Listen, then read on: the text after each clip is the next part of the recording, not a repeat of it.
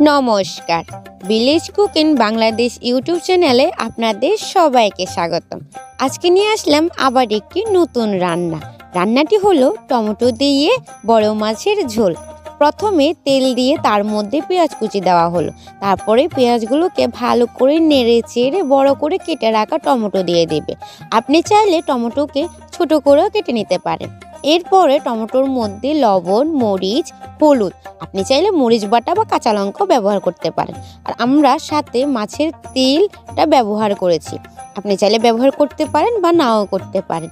এরপরে একটু পরিমাণে জল দিয়ে মা কিছু কাঁচা লঙ্কা দিয়ে ভেজে রাখা বড় মাছ, আর এই মাছটি হলো কাতলা মাছ। আপনারা যে কোনো মাছ দিয়ে এই রান্নাটা করতে পারেন। এরপরে ভালো করে নেড়ে চেড়ে মাছগুলো দেওয়ার পরে ভালো করে নেড়ে চেড়ে একটু ধনিয়া পাতা ছিটিয়ে দিন, তাহলে তৈরি হয়ে গেল টমেটো দিয়ে বড় মাছের ঝোল।